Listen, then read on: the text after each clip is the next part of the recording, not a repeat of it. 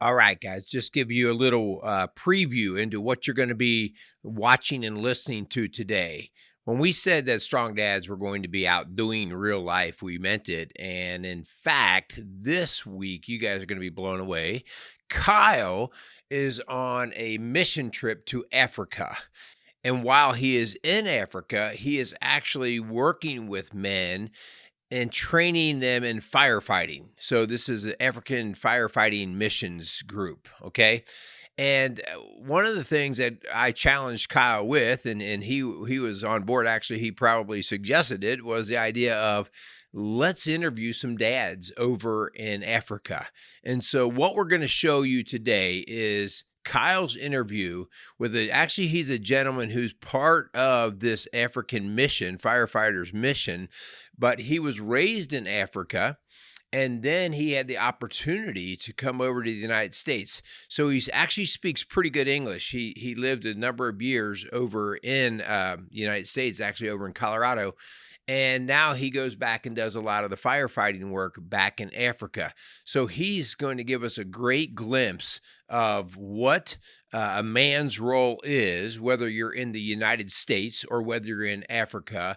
And you're going to be just what you're going to see in terms of similarity, whether you're across the pond in a totally different land or whether you're over here, that there are great similarities in what we do as men. So without any further ado, you guys got to check out Kyle and Benson as we are talking Strong Dads doing real life in Africa.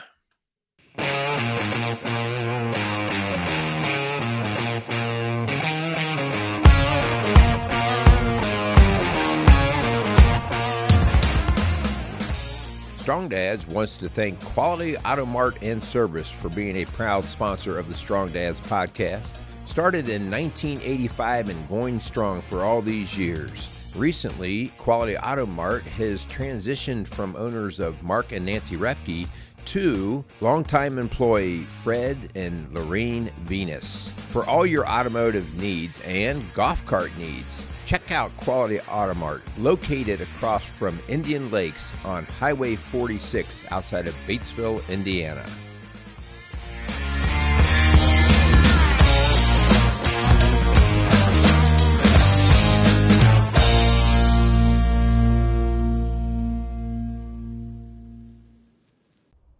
All right. Hey, guys, what's going on? Welcome back to Strong Dads Doing Real Life. Guys, I'm pretty excited. Sitting here in Nairobi, Africa with my new brother from another mother. I'm pretty excited to have Benson on the show today. As I've let you guys know, I'm on a trip out here in Africa doing some fireman things. And over the last week or so, I've just gotten to know Benson and really just been cool to get to know him. Get to see where his heart's at, and it's been really good conversation we've had almost every night, I think, right? Yeah. Sound good. But yeah, so I thought it'd be cool to have Benson on the show just to share a little bit about who he is, about his dad's story, about him as a dad. So I'll let you kind of take it away, give us a little background on who you are and what you're all about. So since I can't say his last name, I'm going to let him actually officially introduce his full name because I'm not very good where he keeps making fun of me. I'm not good at the whole Swahili thing. So I'm learning, though. I'm trying. So Benson, take it away, man. That's all good. That's all good. Jumbo. My brothers. Hey, if I'm swatting, that's not sign language. That's just mosquitoes. I know, right? Welcome to Africa, right? It puts the M in malaria. But it's all good. Hey, I'm blessed. I'm glad to be here with my brother. Just talk about fatherhood. And my name's Benson. Last name Ngatia. Ngatia with the Ngati, which by the way means lion. Just That's in really case cool. you ever get on Jeopardy. And what does Ngatia mean? Like, fun of friend, you know. Fun and Benson. I know, right? So it's good, and I've been blessed. And one of the biggest blessings is to being born and raised in Kenya, having to have migrated to United States by just sheer blessing, man. I don't deserve to be here. There's kids I went to school with that deserve to be. I mean, I was so bad at school that I would copy my friend's test, and I always wondered how I got busted. Well, I was so bad in school that I would copy their name as well. You know, so the other ones were supposed to be here, but by God's grace, here I am.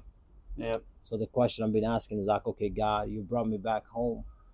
Show me. And so the hardest part to do is to listen and to wait to see what God has in store for me. And he showed me something this week with my brother. Yeah. There's work to be done, and there's yeah. Yeah, I think it's cool, you know, and I don't think you've said so far, but so you have obviously now, since you're back in, you live in the States, Right. You're married and have you got some kiddos, 3 of them, correct? 3 boys. 3 boys, my Yeah. man. See, Yeah. Benson figured out how to do the whole boy thing. I struggle for that. I know, don't do it. God, might as well buy shares for Costco. Right. But the cool thing is right away there's the common bond that we have. You are a firefighter in the States, Yes. right outside of Colorado, Denver, Colorado, correct? South Metro. Uh-huh. Yes, sir. So talk a little bit about kind of that work-life balance for you. How does that fit into, you have 3 boys at home, you're married, and I think I heard you say you guys do 48-hour shifts, correct? Yeah, 48. Okay, 96, 48, 96. Yeah. So talk to our dads out there about kind of that work-life balance and the importance of that. The profession we have, obviously, we encounter a lot of things that make your mind race, kind of leaving work at work and allowing yourself to kind of be the dad that you want to be when you're at home. Man, yeah. That's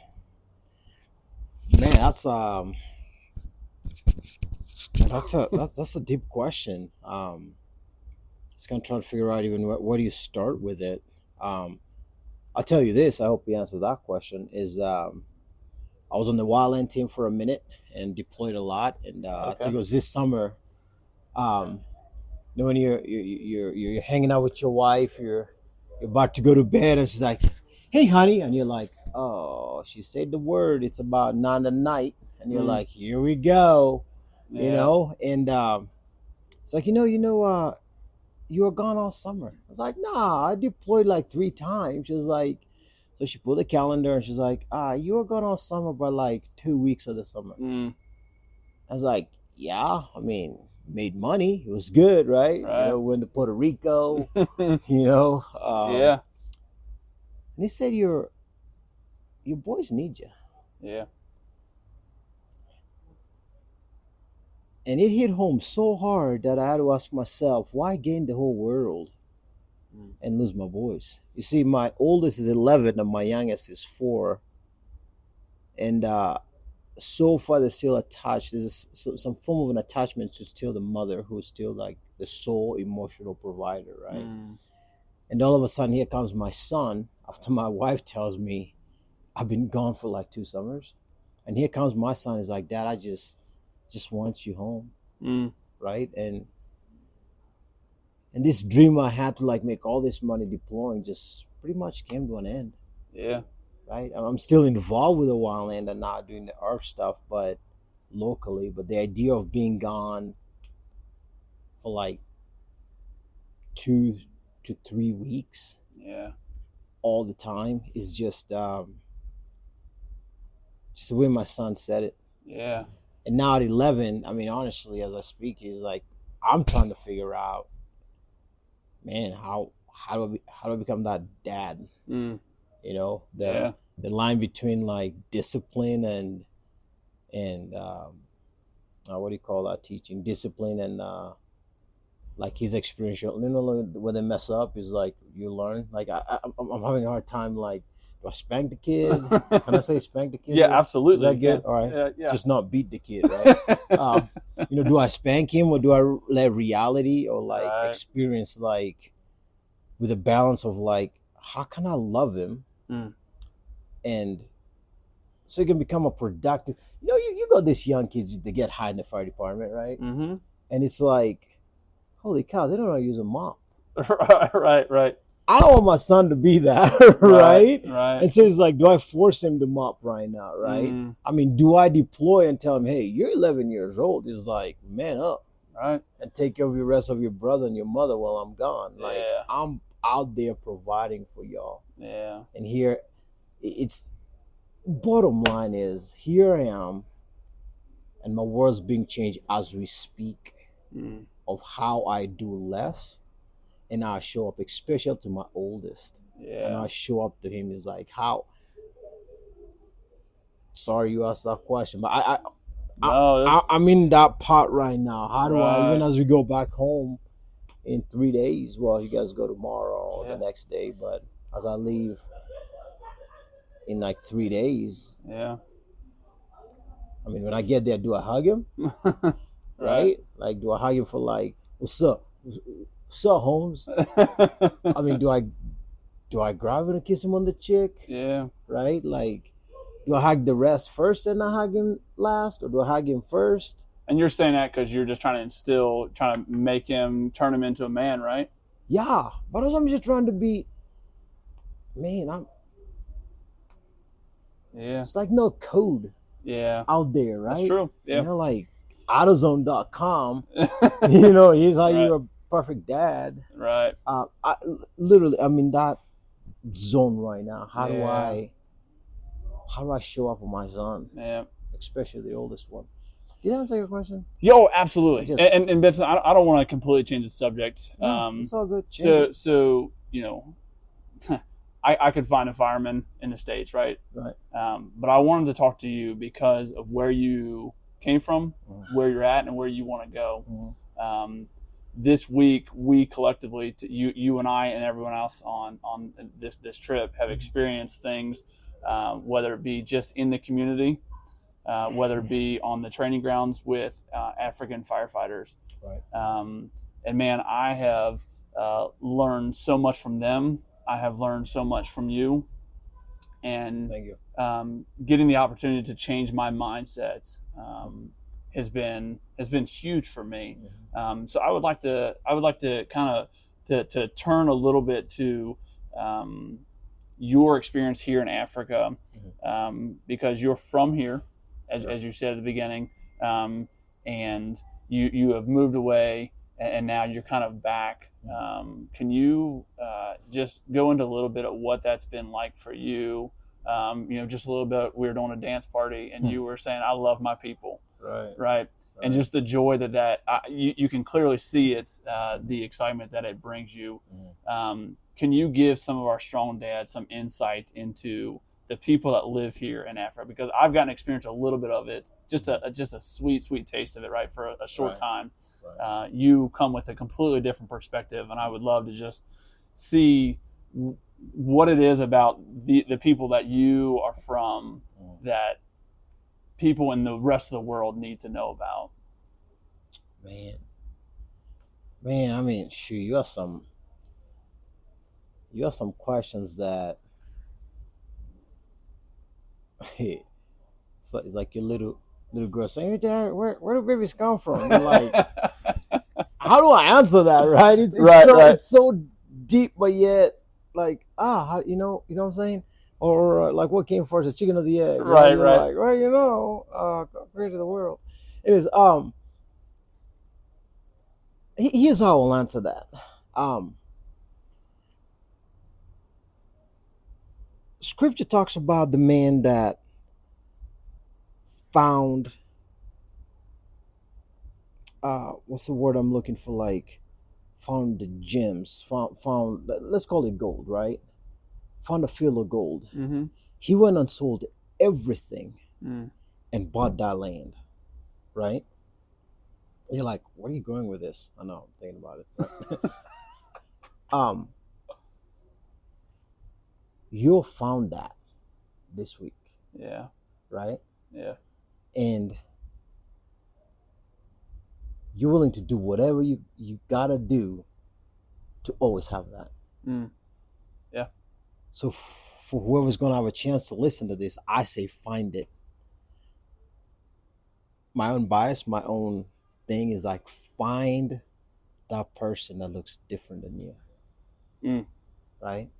You found me, I found you. Yeah. This, I mean, this, this is like a salt and pepper, right? Mm. Ebony and ivory, right? Yeah.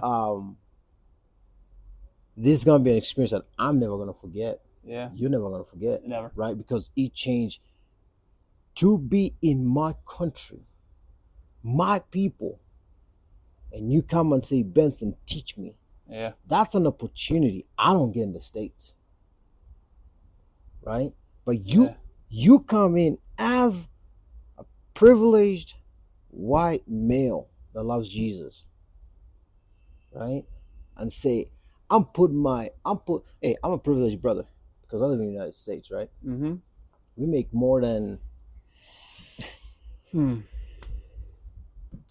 of the people that live here. Yeah. Right? But yet, you said, I'm putting everything I'm going to think about Kenya, and Benson, lead me. Mm-hmm. Right? That's...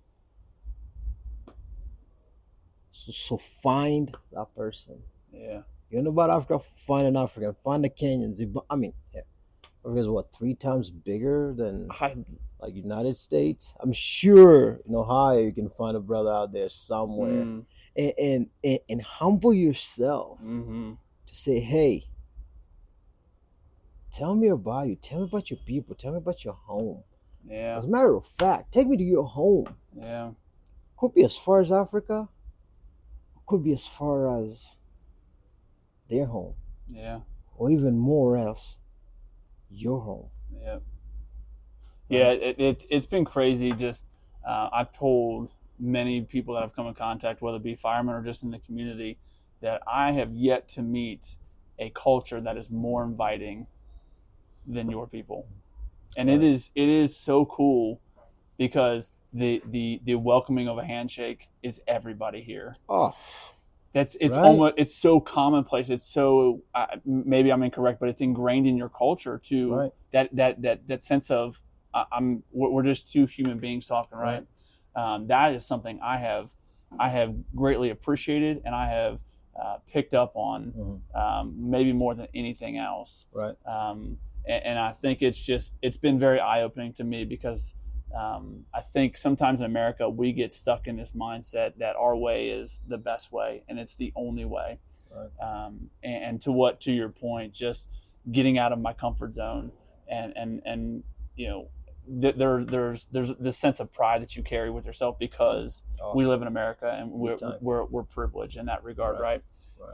But to come to a different country where I'm uncomfortable, I don't know the language, right? I don't know the people. I clearly look different, right?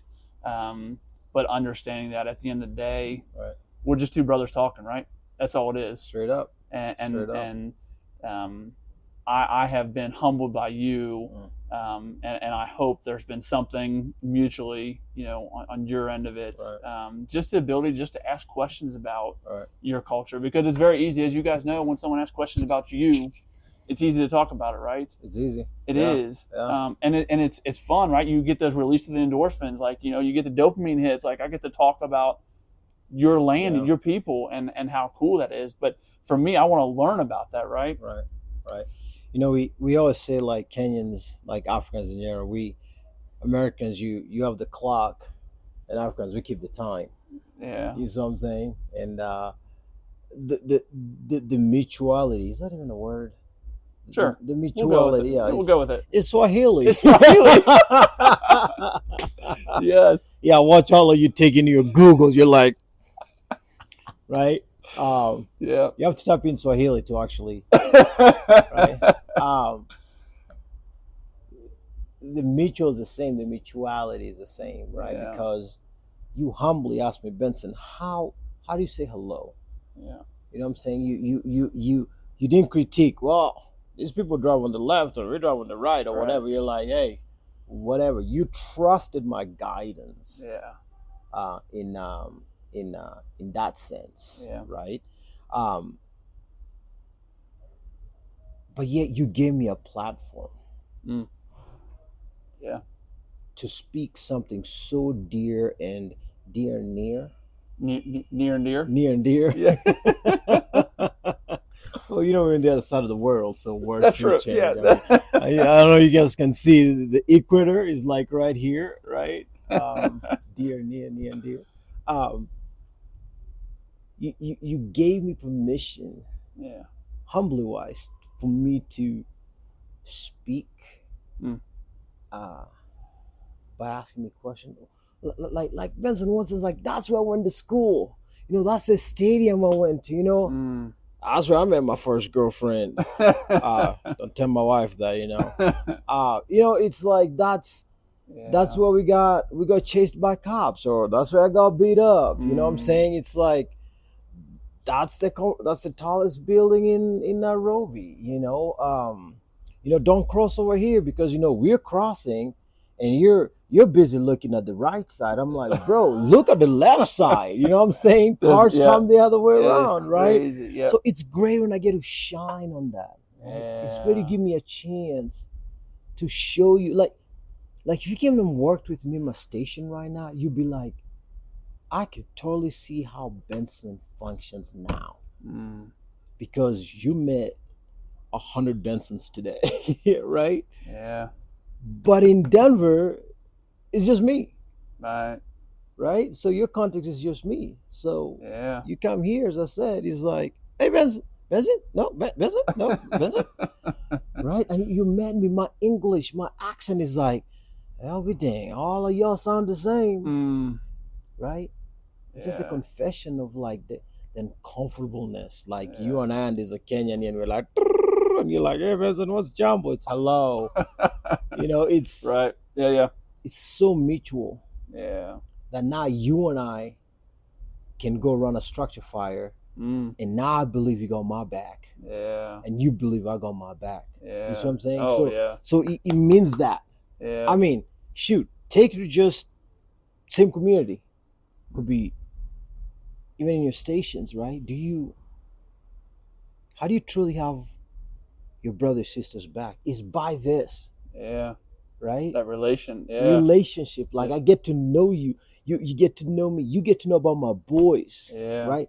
How do people get a chance to ask me about how many kids do you have? Right? I mean, you noticed it in today.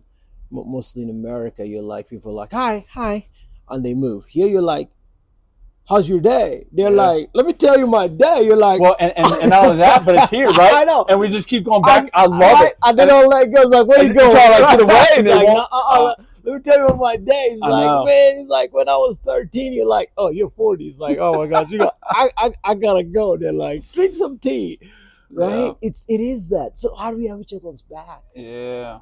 Anyways, we jumping back and forth. Hakuna Matata. Right? Yeah. Right. I'm learning. See, that's from a Lion. I thought it was just a Lion King. No, that's Swahili. Right. We even watched Timon and Pumbaa yesterday, right? When we went to the Bomas of Kenya, it's like, that's Timon. It's a warthog, right? So it is true. Like, the commonality is there, right? And in relation to now the jobs we do, what we've been called to do is, this is true. My definition of a true, I got your back, right? Because now you can see my people. You can see the God-given gifts I have to my people. Yeah. Something that I can't even act upon in US because y'all know it all.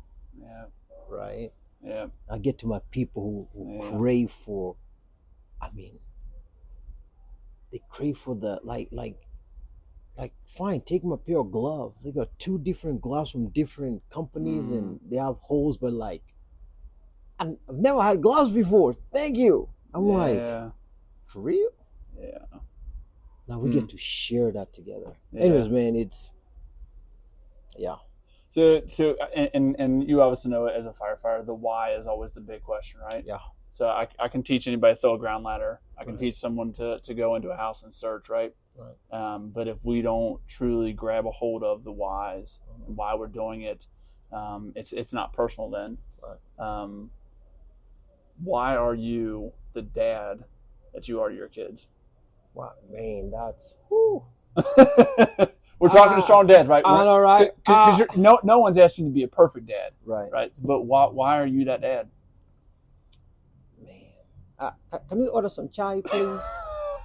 Yeah. It's almost tea time, isn't it? I know. By the way, go to Starbucks.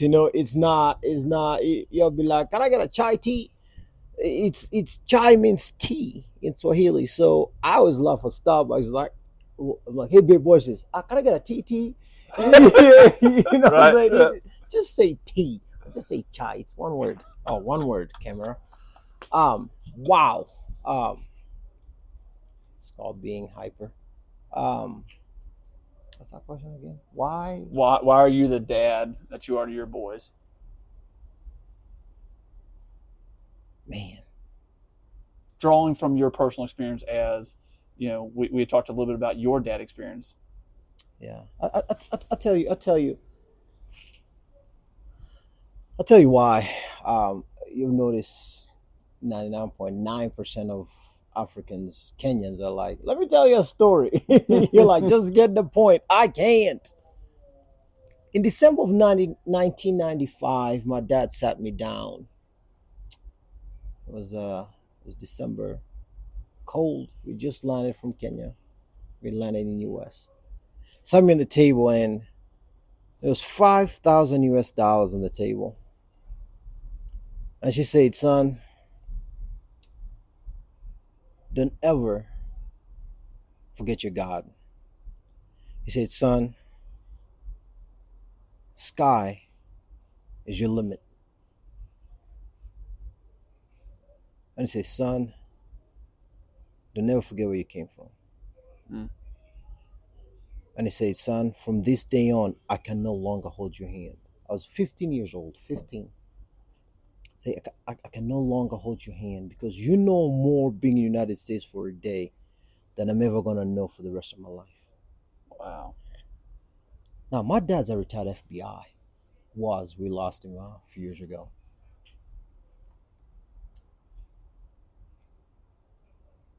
And he says, sky's your limit.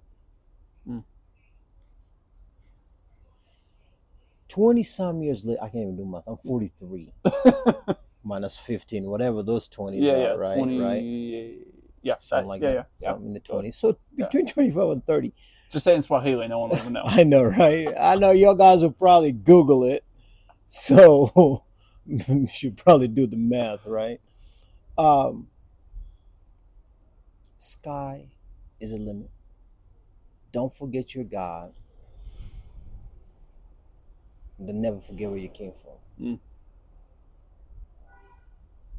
I found myself looking at my boys and saying, hey guys, whatever you need, I'm here for that for. Mm-hmm. Like, I'm here to provide that for you. Yeah.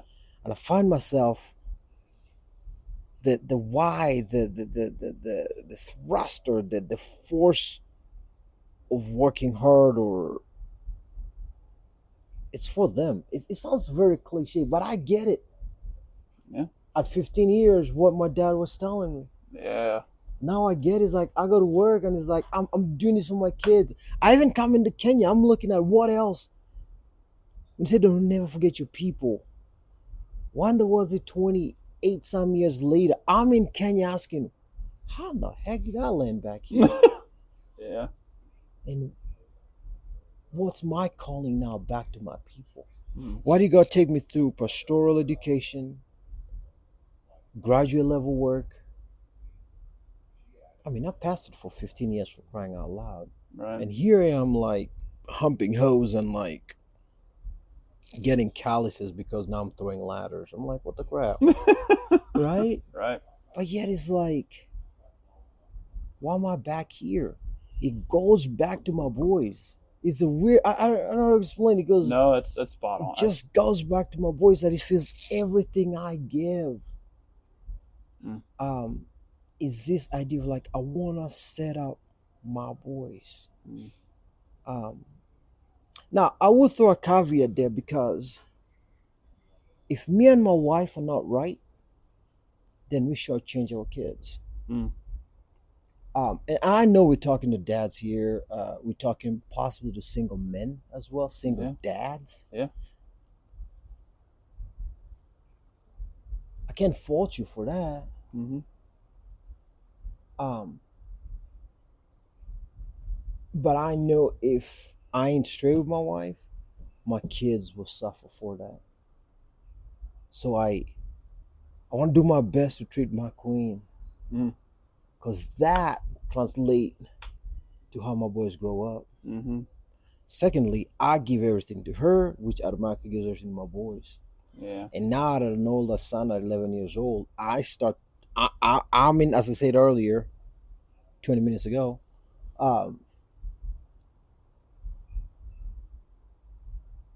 I'm discovering that now.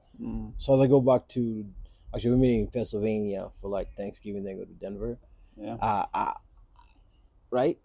I'm figuring that out. It's like, Yeah. how am I gonna, I mean, these kids follow me everywhere, especially my oldest. Like, Yeah. it's like this robot. I'm like, stop doing that. And my wife is like, you do the exact same thing. I'm like, this little like mini me, right? Right. I'm saying, I don't know, it's a confession, but I am discovering that right now. And so you having me on today, it's almost like this fact checker. It's like, oh my gosh, this is real.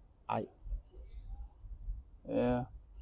I gotta put that 5,000 and say, son, sky's your limit. Don't never forget your God, and don't never forget where you came from. Yeah. Right? Yeah, I don't know if that makes sense. Oh, dude, that was killer. That's right. Man, I needed to hear that. I hope you guys took, dude, spot on. I got one last question. Oh, ask many, man. It's like, you know, I'm still in that little time zone thing. Right, it's right, like, right. oh shit, we can more tea. TT. Because I want to draw from your life experience, Yeah. knowing where you came from, where you're at, and where you want to go.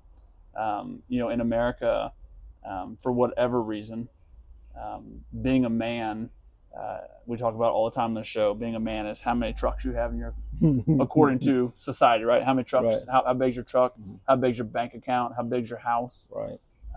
Now we got electrical trucks. I wonder what country songs we're going to sing about that. So Sorry. my question here in the African culture in Nairobi, what is the definition of a man?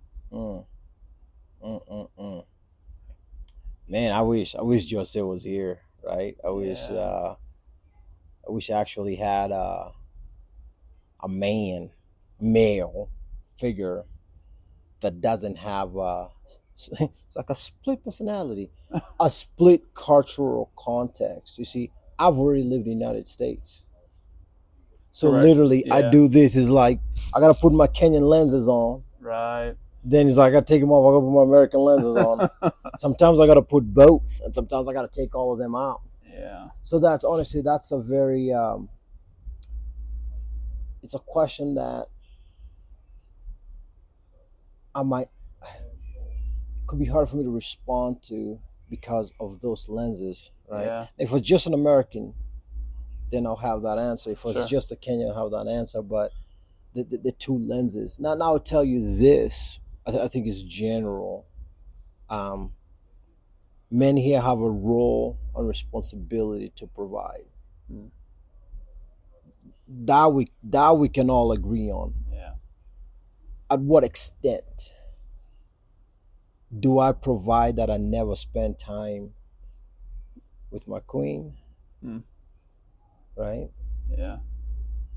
Or do I work so hard that I actually neglect my boys? Yeah. Right? I know that men here are like wired to do whatever it takes to provide, quote unquote, for their village. Right? That's kind of the framework I know. Now, how much or hard they work, right, it's based on individual, right? Right. But I know that the framework is that men here will do whatever it takes. We call it they will hustle. Yeah. Right? They will hustle. And I think that's the same thing in America. Yep. Right? Because the namesake is a big deal.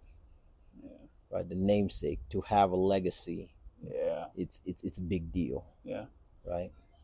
Yeah. So that's probably what I would say with that. Yeah, because I've picked up on and you can obviously correct me if I'm wrong, but tradition is a big deal Huge. in this culture. Mm-hmm. And you know, Benson, we've had the opportunity to talk about just a few odds and ends things, whether it be fire related or just life. And one of the things you said that I hope I never forget is there certain things in the fire world and just being a man that are cross culture, that it doesn't matter where you're at in the world, right? And one of the things you talked about was search and how being an aggressive, getting in there and searching the way that you want your house to be searched if your house on fire, how that runs the gamut of all cultures, right? Now it looks different in each culture, but the idea of getting in there and searching someone's house, and you kind of use if a doctor gives you a medicine, right, that you may not like it, right, but you typically don't question it because we think our doctors are being the intelligent. And that kind of runs the gamut of culture. And I thought that was really unique because then I started to think and trying to what are the cultural differences and what are the things that run the gamut of all the cultures. And I think those are the ones. It's we talk all the time on this idea in America that the big buzzword is celebrate diversity, right? And I think there's something to be said, but let's celebrate our similarities, right? You and I are both dad, right? We're both firemen. We're both men. Like we, on paper, just looking at us, we have significant differences, right? But man, our similarities are what have brought us to talk and to be doing, and just how cool that is. And that's the stuff that should run across all cultures. That I don't care if you're black. I don't care that I'm white. I don't want you to apologize for it, and I'm not going to apologize for who I am. But we have so much in common. Let's grab onto that, right? And I think as men, as strong dads, as strong men, if we can look at the cultural differences and understand there are differences, and that's okay. We don't need to make excuses for other cultures or your own cultures. Let's just accept them for what it is, right? And I think for the benefit here is that as good godly men is that I would apologize for what my culture might have done to jeopardize a relationship, right? And I believe you would also stand in that gap for me and apologize for what your culture might have done to me or my people, right? It's mutual, right? So there's a good of the culture and there's a bad of it. I want nothing. Tune in next week for what is culture's wrong. So I don't want to bring my negative in my culture because it could be also negative a lot, right? So the positive that can put us together, right? And it is what we're gonna thrive for, right? I've had to apologize because I probably said something that was offensive, right? How about that? just asking a question that didn't come across the way, I just Wouldn't you rather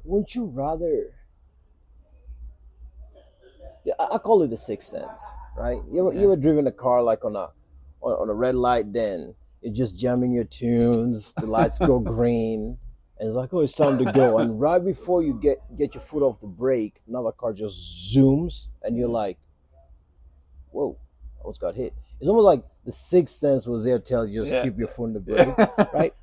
I use that a lot thinking about humanity, right? You can show up the same thing to me and it's like, you are, you know what? Right? I was like, but the way you showed up this week, like someone can ask the exact same question. I'd be like, there's something wrong with you, privileged person. And you could ask the exact same one. Also, like, does sixth sense just connect? Because you came with humility. Mother Teresa talks about, listen to understand versus listening to reply. Right? I think that's I don't know, I remember that, but you asked to understand. You didn't ask to reply. Does that make sense? Right, right. Yeah. And you can't be like, how can I fault you for that? Oh, you're such a jerk. You asked me about how to say good morning. Right. I can't. Right. That's on me then. Yeah. Right? You just showed up with humility. Yeah. As much as if I came to Ohio, I'd be like, what's Skyline Chili? You know what I'm saying? Right. You better explain to me, because you couldn't be like, well, I can't How do you believe. not How know? did you know that?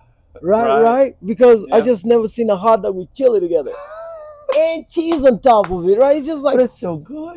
who does that? Right? It's so good. I know, Benson. but you still didn't eat. Did you eat the goat today?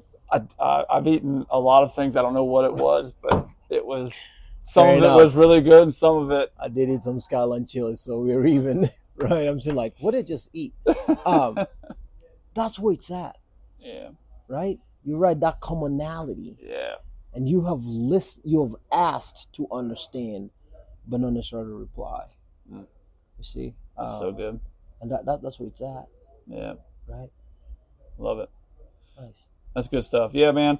Guys, this has been really cool. This whole experience and getting to do it with Benson, getting to meet him, and truly, I think I just made a lifelong friend. Absolutely. A brother that I get to text every once in a while and just catch up and see what's going on in your life, and I hope you do the same for me. I feel that I am more blessed in my life because I've gotten to know you and gotten to experience Kenya with you. It's been so good. We've gotten to do some firemanship together, which has been it's been really good. So here's your opportunity to the whole world, all million of you that get to watch this every week, right? Yeah. What parting words do you have for our dads out there, our strong men? Man. Parting words, anything you got for anything I got. anything you got. Man, I got a couple Benson things wisdom here, and we can wrap up with this. Couple things. One is I want Jesus to be the example I follow. I know that sounds cliche, but one of the struggles and desires I want to continue to have is that the closer and the more I grow in loving Jesus, the more I just show up better for my wife and my boys. Mm. And it's this, I can spend time with my brother right here, but I want to spend that same time with Jesus, because that alters how I show up, because he affirms me through his word that I'm fearfully and wonderfully made. You are fearfully and wonderfully made.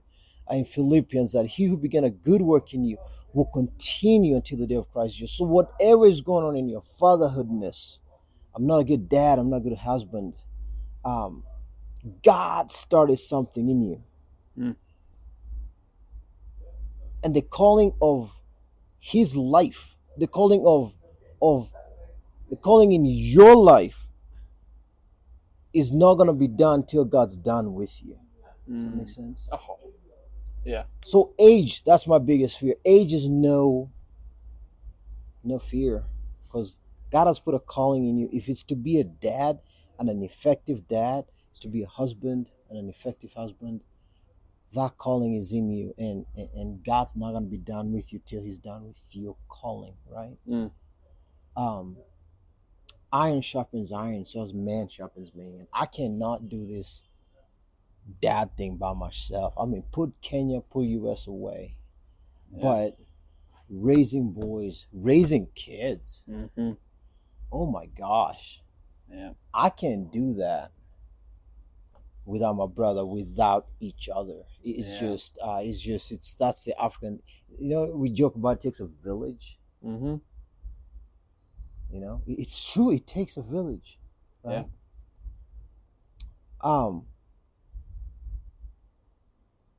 One last thing to kind of wrap up the whole thing. If you're new in the dad thing, I want to encourage you that the first pot never cooks the best food. So give yourself some grace.